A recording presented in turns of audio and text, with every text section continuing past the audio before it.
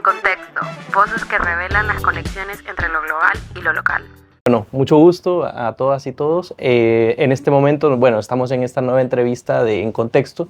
En esta ocasión nos encontramos con el doctor José Mathieu.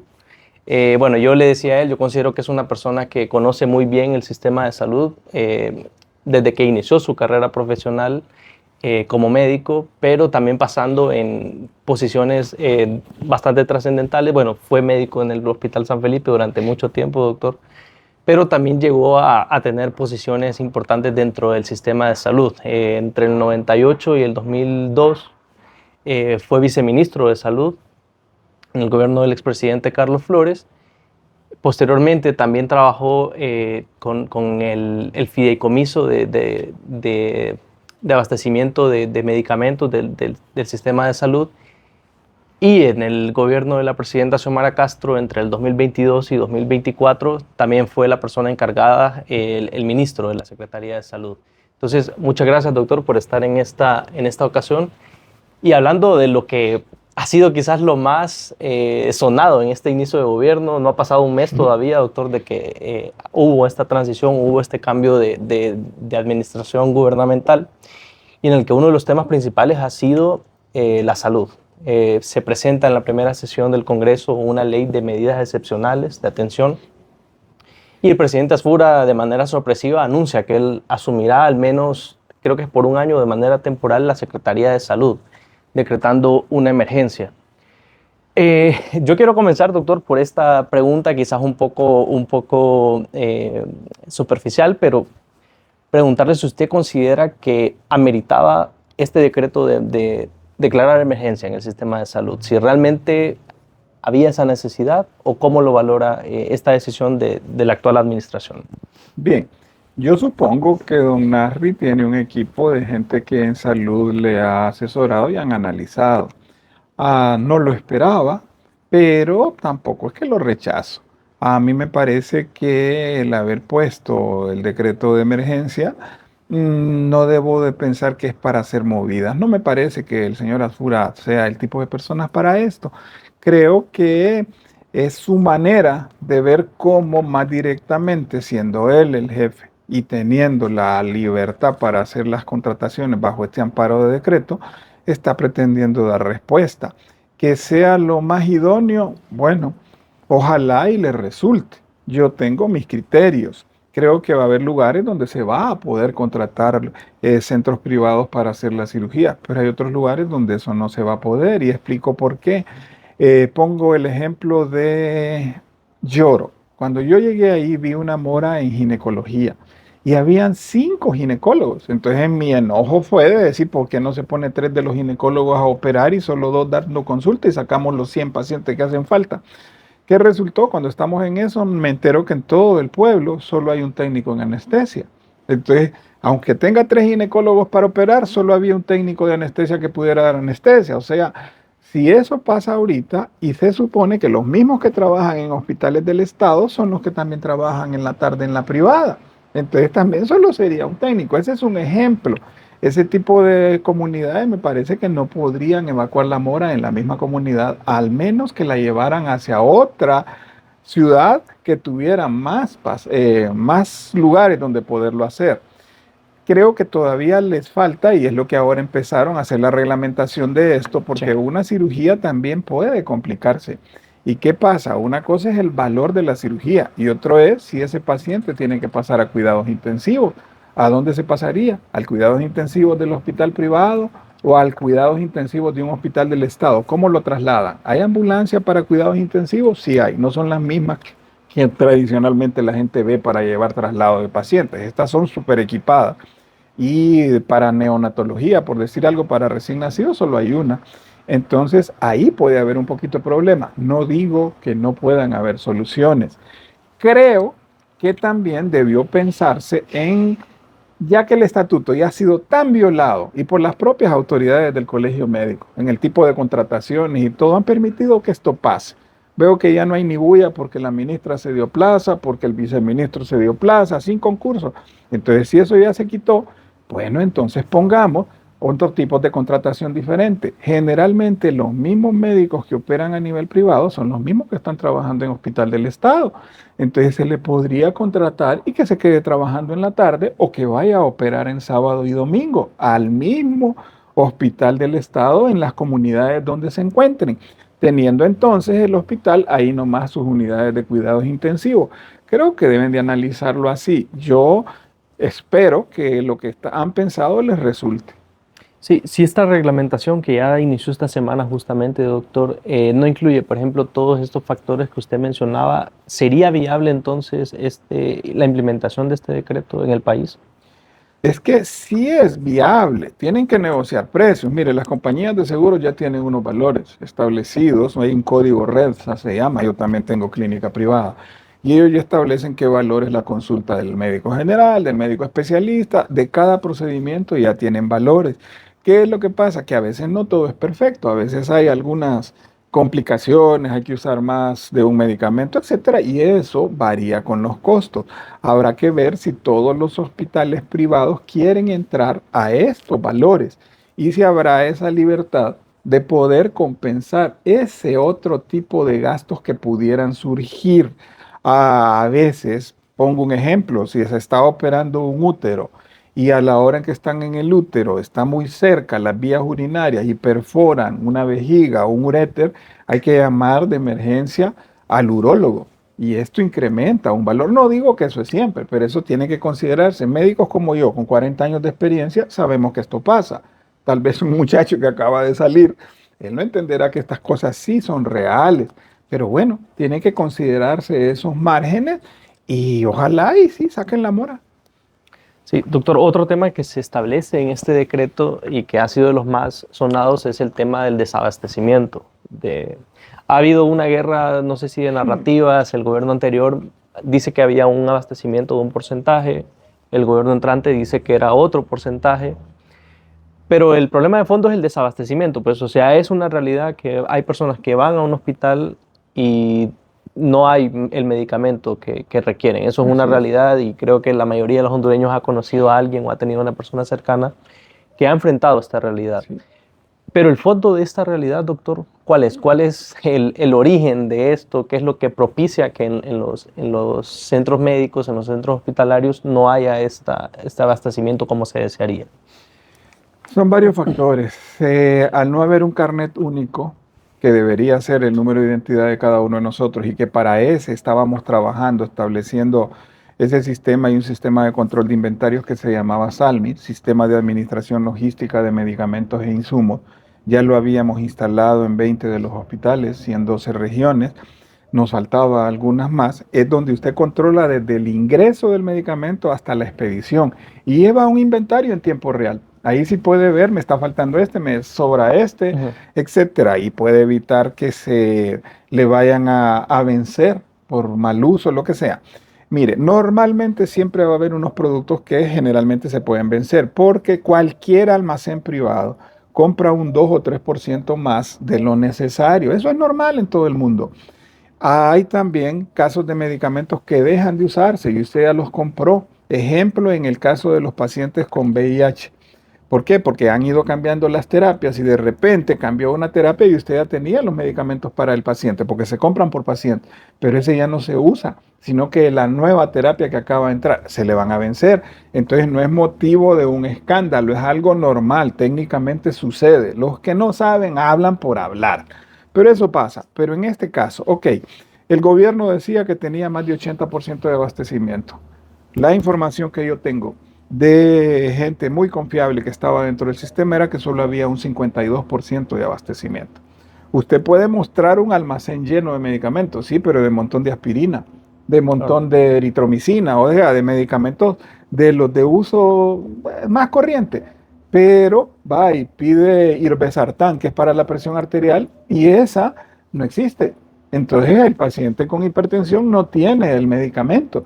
Entonces yo creo que debemos hablar con honradez. Si el abastecimiento es de 70%, bueno, me falta un 30%, pero dentro de esos probablemente están de los que más se utilizan. ¿Qué me llamó la atención? Cuando yo salí el 2024, dejamos la licitación de ese año empezada desde septiembre y ya estaba para adjudicarle en enero. Pues eso le garantizaba que usted tenía ya los medicamentos. Habíamos puesto en orden el sistema y yo tenía decreto de compras de emergencia y lo hacíamos como licitación. Participaron todos. O sea, decreto de emergencia no significa que le tengo que comprar a mi amigo, no significa que Claro. tengo que ponerme de acuerdo con el fulanito y con... No, hombre, invítenlos a todos, solo que acorta los tiempos de presentación de ofertas, de entregas, etcétera. Y así puede utilizar bien el decreto de emergencia. Entonces, en este momento, yo no he visto que estén ya adjudicando, porque creo que el gobierno que salió no había empezado la licitación o yo nunca la vi publicada, las bases, porque a la altura de diciembre todavía estaba a nivel de la Secretaría General. Eso ya era un atraso. Entonces eso sí justificaba tener que hacer unas compras de emergencia de medicamentos.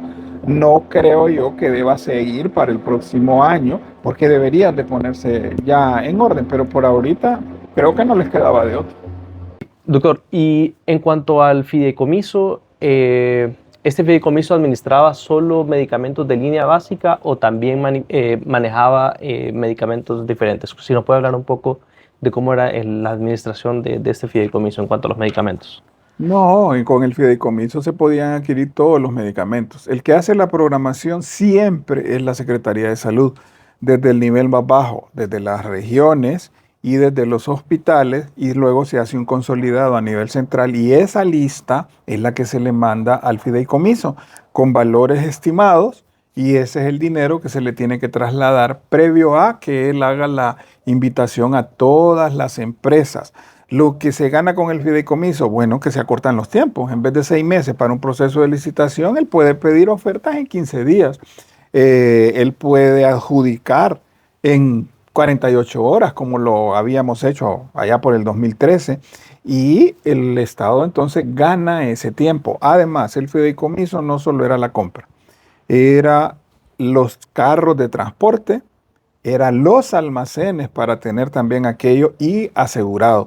Porque la Secretaría, el almacén no está asegurado. Si se llegara a incendiar, inundar, pues se perdería todo y no habría reposición de esos productos. ¿Y la Secretaría no asumía este costo de asegurar el almacén? ¿Por qué? O sea, Porque no está establecido en la ley. Es parte de las cosas que hay que hacer en las leyes de contratación. Hay bienes que tienen que estar asegurados. Mire, si a mí me pregunta con la experiencia, desde el día que se saca una ambulancia tiene que asegurarse. ¿Cuántas ambulancias se accidentan la misma semana que salen? Y usted perdió 55,000, 60,000 dólares que vale la ambulancia. Alguien dirá, pero es un dinero botado. No, el mejor seguro es el que no se ocupa, estoy de acuerdo, pero el caso de ambulancias, el caso de los almacenes de medicamentos, eso debería estar asegurado, pero lo debe estipular la ley y hasta el momento no está, así que uno no puede agarrar esos seguros. sí, y a nivel de diferencias, doctor, bueno, hablábamos también que el sistema de salud es bastante arcaico en algunas cuestiones, por ejemplo, en cómo se administran los inventarios de medicamentos. ¿Y qué diferenciaba cuando estaba el fideicomiso a cuando es la Secretaría de Salud con sus procesos burocráticos, en los que siempre tiene que haber una persona haciendo algo que ya se podría implementar? Y yo pienso a veces, o sea, yo digo, voy a un lugar o a una secretaría en la que cuando yo tenía 12, 13 años, las cosas funcionaban exactamente igual a ahorita. Sí. Y el mundo cambia cada 10 años. En el 2016 muchas cosas eran muy diferentes, doctor, a como son actualmente. Pero pareciera que Honduras lamentablemente se estanca. ¿Cuáles eran las diferencias que habían o qué es lo que se podría mejorar, por ejemplo, en el tema de inventario de medicamentos para evitar también situaciones irregulares? Pues que cuestiones que algunos medicamentos se extravíen porque no hay algo digitalizado que diga que esos medicamentos están ahí. No sé si nos puede hablar un poco también acerca de ello. Ok, creo que ya deberíamos haber entrado a la etapa de los códigos de barra.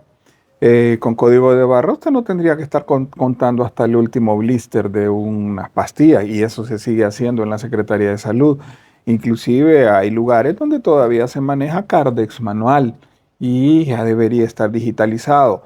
Reitero, el sistema de administración logística de medicamentos e insumos, SALMI, que se estaba implementando desde los almacenes, bodegas, farmacias de cada hospital y cada región, debería ser continuado. No es que están inventándolo ahora los nuevos diputados, eso ya estaba en 20 de los hospitales. Bueno, pero hay que implementarlo en todos y actualizarlo. Son software que se tienen que actualizar. En aquel momento se trajo a una persona que venía de Bolivia, donde ese sistema ya estaba funcionando, y fue con la persona que ayudó a nuestra gente, porque era la gente de la Secretaría la que lo estaba haciendo, que pudiéramos avanzar a 12 regiones y 20 hospitales. Debe determinarse. No sé si la ministra que quedó avanzó en algo, aparte de beneficios personales. Doctor, y otro punto importante de este decreto del que hemos estado hablando y que ha sido quizás lo más escuchado en este cambio de gobierno, es el tema de la mora quirúrgica. Usted me decía, doctor, que muchas veces, bueno, los hospitales no se dan abasto. De repente una persona que está, y me mencionaba un ejemplo y decía, o sea, una persona que tenía una cita de 6, 7 meses de que le iban a hacer una operación, digamos, de la vesícula o lo que sea, y vienen en ese momento, ingresan 3 personas que se accidentaron, sea en un carro o una moto, sí, hay una urgencia. Entonces es como que el hospital escuela en este caso tiene centralizado eso y no se da abasto. Entonces no sé si nos puede hablar de eso. ¿Cuál es la solución? Entiendo que también cuando usted estuvo como ministro se planificó la construcción de hospitales de politraumatología, ¿verdad? Sí. Entonces no sé si también nos puede hablar de ese problema que también es una realidad, no es que se está inventando, o sea. Sí, y lo veo yo como que es una prioridad para el señor Narrias Fura. Mire, es real, la gente está programada y la cirugía se le cancela porque tiene que entrar el que se está desangrando. Por eso fue que hablamos de hacer los hospitales de traumatología, que fui criticado hasta por las propias autoridades del colegio médico y los que eran diputados, que solo sabían criticar, pero de verdad de administración no sabían nada, y se los dije. Cuando yo regresé de diputado, se los dije en su misma cara. Miren, Tegucigalpa tenía 300,000 habitantes cuando se hizo el hospital escuela, 77. Actualmente tiene 2 millones. Ya no le cabe un paciente más. Pero hay que atenderlo y por eso los agarran en el suelo y están ahí. Ya no caben más, están hasta las azoteas. Se dejó construyendo en la azotea la unidad de materno neonatal. Y creo que la inauguraron ya, que esa la dejamos nosotros en construcción con fondos que venían del préstamo del BID. Bien, en la actualidad, ¿debe hacerse los hospitales de traumatología? Sí, pero hace rato, si lo metimos en el Congreso y no nos prestaron atención, el policlínico de la Colonia Kennedy. Solo la Colonia Kennedy tiene más de 150,000 habitantes con sus áreas conurbanas ahí. Si le lográramos quitar esa cantidad de gente que pueda ser atendida la mayoría en un policlínico, los policlínicos trabajan 24 horas al día, tienen las 4 especialidades básicas, cirugías elementales las podrían hacer ahí. Pero ¿qué pasaba? La alcaldía nunca nos dio un terreno para hacerlo. Ya estando de diputados hicimos la moción, fue aprobada para hacer el policlínico en la Colonia Kennedy y tampoco.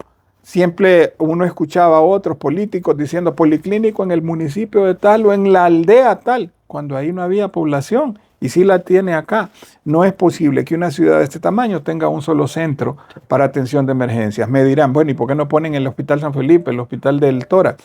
El tórax es un hospital que de verdad atiende el poquitito de lo de cardio, nada más, y donde el COVID igual tocó. El Hospital San Felipe es un hospital que tiene especialidades más puntuales, oftalmología, oncología, rehabilitación, pero como emergencia no le daría abasto, tendría que tener un banco de sangre, laboratorio, todo, no va.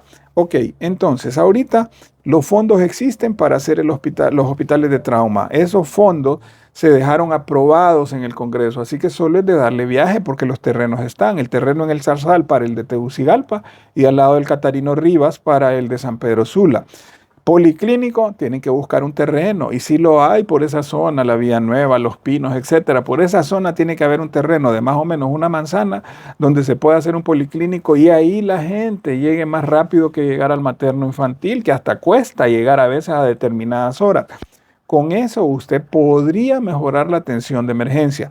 Luego, la medicina preventiva, pues sí estamos de acuerdo, pero la medicina preventiva no le va a evitar que como andan de manudos en las motos, pasen accidentándose. Llegó una propuesta al Congreso que era gastar 50 millones en darles coderas, en darles rodilleras. Me pareció aquello tan ridículo. Si lo que tenemos que evitar hacerlo es que cumplan el reglamento de tránsito, empezando por los policías en moto, porque ellos mismos le pasan a uno por el lado derecho. Y eso es ilegal, eso es delito. Deben de pasar por la izquierda o ir atrás. Si evitamos estos accidentes, entonces sí vamos a tener una disminución de la cantidad de pacientes en las emergencias y podrán operar a los pacientes que estaban programados. Doctor, cuando este decreto se presentó en el Congreso y también posterior a su aprobación, hubo sectores políticos que han considerado que incluye una privatización del sistema de salud. ¿Qué opinión tiene usted? ¿Usted considera que esto incluye una privatización o al menos una privatización parcial de servicios de salud, como es el tema justamente el tema de las operaciones? ¿Cómo evalúa esto, doctor? No, yo lo veo esto como algo temporal, algo que él quiere eliminar. Le dijeron, hay 15,000 cirugías pendientes, ok, eliminémoslas.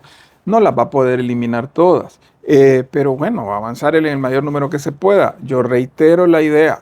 Hagan que los quirófanos de los hospitales del Estado trabajen el sábado y domingo, las 24 horas, con médicos que también se contrata y se les paga, ya no bajo el estatuto. Olvidemos eso. Es una de las leyes que tiene que ser revisada, porque fue diferente cuando yo luché por él en el 1985 y ahora el estatuto ya fue violado. Inclusive se metieron más de 5,000 personas durante yo fui ministro, sin hacer el concurso que establecía el estatuto. Y ahora autoridades que acaban de salir Claro. se regalaron plazas y no se las han quitado. Eso ya ratos debió haber pasado. Entonces el estatuto, en este caso, debe de cambiarse y hacer contrataciones directas. Al margen del estatuto, al margen, y que no haya demanda. Bueno, eso tiene que legislarse en el Congreso. Además de esas contrataciones diferenciadas, mire, hay también, creo yo, que poner el seguro para terceros. No puede ser que la gente está generando accidentes por la forma en que maneja y no se le cobre nada. El Estado por ahí es donde se le va la mayor cantidad de dinero. Los que han tenido la posibilidad de ir a un hospital privado ven que cuando les hacen una factura les cobran hasta lo último, el par de guantes, la torunda, la gasa. El Estado debería emitir factura, no para cobrar. Ojo, no estoy hablando de privatizar, sino para que la gente vea cuánto se gastó en su atención. Porque dame un catéter, pásame otro, y se gastan 5 o 10 catéteres en un mismo paciente. Eso es dinero, debe de verse. Y si tuviera un seguro para terceros, ahí podría estar recuperando un dinero. Eso no es privatizar en lo absoluto. También hay hospitales del Estado que deberían de vender servicios. A mí mi sueño era vender servicios a compañías de seguro extranjeras. Un sueño era el hospital de Roatán, que no es el mismo galerón que hizo el exministro de la CID, que están engañando con el hospital Satuye. En Roatán no debieron haber habido 2 hospitales. Terminar el de verdad, porque no van a tener especialistas para cubrir los 2 hospitales. No hay 14 ortopedas en Roatán, no hay 14 cirujanos en Roatán para que cubran los 2 hospitales. Van a cerrar uno cuando hable el otro. Ah, sí, pero se gastaron más de 400 millones. Tenían que haber habilitado un quirófano y eso lo pudieron haber habilitado gratis con las mismas Fuerzas Armadas de Estados Unidos que les pusieron un hospital de campaña. Pero bien, retornando. Ahorita, en el caso de toda gente que vaya a sacar su licencia debe tener seguro de accidente contra terceros y que pague si es irresponsable. Si es condenado inclusive en tránsito y se ve que él fue culpable del accidente, por favor. Y si no puede pagar ese seguro contra terceros, pues lastimosamente no debería de andar conduciendo un vehículo. Eso le genera un enorme gasto a la Secretaría de Salud y al Seguro Social y llena las emergencias y obstaculiza la atención de las demás personas. Pero le decía, yo quería que el hospital de Roatán y el hospital que se hiciera en la zona centro, en Comayagua, debe hacerse un hospital de verdad, pudiera venderle servicios a compañías gringas donde ese dinero entrara al propio hospital, no para privatizarlo, sino para tenerlo en la mejor condición posible para atender de gratis al hondureño, pero que le cobre al extranjero. En Tela hicimos un hospital que lo inauguró el presidente Maduro, pero lo dejamos en construcción en el gobierno de Carlos Flores, Y ese hospital dejábamos 25 camas para que le vendiera servicios a la gente que llega ahí a Telamar, La Ensenada, etcétera. Vienen extranjeros y si se les da un cuadro gastroentérico, una diarrea, van a dar al hospital del Estado y no le cobramos nada y tienen seguro internacional. A él debería cobrársele para que al hondureño no se le cobre nada. Ahí se me malentiende por algunos que quieren malentender. Yo no hablo de privatización, hablo de buscar formas de recuperar dinero. Costa Rica vende servicios médicos. ¿Por qué Honduras en Roatán no podría vender cirugía estética? ¿Por qué no podría vender ortopedia? Y vinieran extranjeros a operarse ahí, se fueron bronceados, pero también se fueron ya arregladas su pecho, sus glúteos, lo que sea, y ese dinero se queda para ir para el hospital. Eso no es privatizar, no es que no voy a atender al hondureño, lo voy a atender más bien con más dinero, con mejor calidad, porque tengo que tener un hospital con los más altos estándares para que califique para vender ese servicio. Doctor, y retornando un poco a un tema que volvíamos, que ya habíamos tomado, pero es el tema del desabastecimiento y se me venía a la mente, muchas veces se habla que hay desabastecimiento de salud, pero no siempre se dice a raíz de qué. Entonces no sé si, bueno, tomando en cuenta que usted estuvo en el sistema de salud desde los años 70, me decía, cuando empezó A estudiar. cuando empezó a estudiar y comenzó su trayectoria y luego llegando a ocupar cargos importantes en la administración pública. ¿Qué es lo que propicia que haya ese desabastecimiento, por ejemplo, doctor, en los almacenes? Es multifactorial. Depende. Hay administraciones donde tienen que ver las mismas gentes que compran y las que almacenan. Han habido sinvergüenzas. Gente que ha dicho que ha recibido determinado medicamento y el medicamento no entró. Y simplemente llenaron las hojas y se han dividido dinero. Eso ha pasado. Hay otros que la programación es fatalmente hecha. No programan lo que de verdad se va a ocupar según las patologías. Por decir un ejemplo, si ya no tengo mayor caso de sarampión, pues yo no debo comprar ya medicamento para sarampión. La vacuna sí, porque es para prevenir que no nos dé sarampión. Pero si hay nuevos brotes, habría que comprar medicamento para eso. Entonces la programación es fundamental y muchos hospitales y regiones la hacen muy mal. No tienen concepto de hacer una programación. Luego, el cuadro básico. El cuadro básico debe ser revisado, porque cada vez lo de básico ya se ha ido casi perdiendo. El cuadro básico en Honduras ya anda, creo, como 560 medicamentos. No son 100, como escuché decir a una diputada. Está hablando de 560 medicamentos. Y todavía el del Seguro Social está más grande que el de la Secretaría de Salud. Debería ser un solo cuadro básico. Y comprar todavía con mayor cantidad a economía de escala que le permita rebajar un poco el valor. Hay otras opciones que deben considerarse. Puede considerarse la licitación a la inversa. O sea, que están todos los proveedores y en público, cada quien, así como se oferta por un cuadro a que se lo venden al que lo da más caro, no a la inversa, al que va ofertando precio más a la baja. Y eso es transparente, se hace en algunos otros países y ahí qué movida puede haber si todos están uno delante del otro. También hay otra opción que es la licitación dolarizada de precios, pero pagando y comprando en cada hospital a lo largo del año. Explico, se puede hacer una licitación en enero con los precios en dólares. ¿Por qué? Porque también hay que proteger al proveedor, si no, él no es enemigo, él es un aliado estratégico.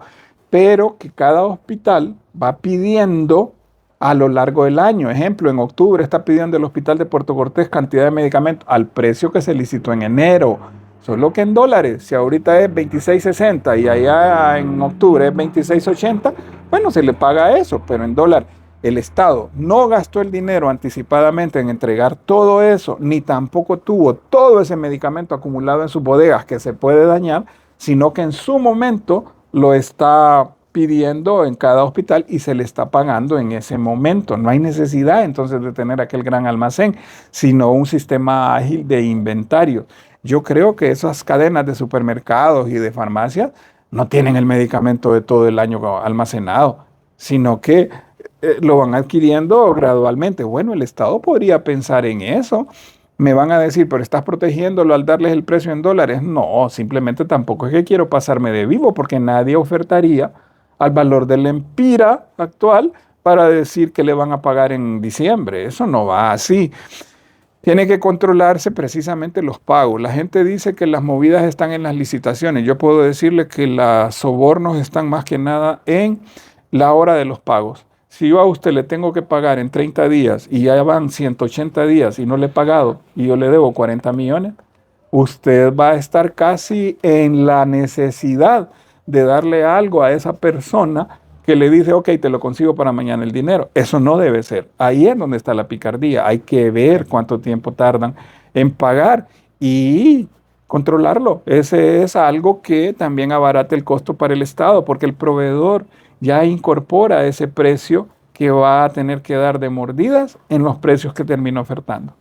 Sí, y ya para ir un poco concluyendo, doctor, no sé, del análisis que usted ha realizado al decreto, y me llamaba la atención algo que decía, es algo, y el mismo decreto lo dice, es temporal. Sí. El decreto establece que es durante un año, pero yo entendería que durante ese tiempo, o sea, está bien, vamos a reducir la mora quirúrgica, dice el gobierno actual, pero durante ese tiempo también hay que preparar todo, porque esto es algo paliativo, pues, o sea, los mismos funcionarios manifiestan que es algo paliativo. Sí.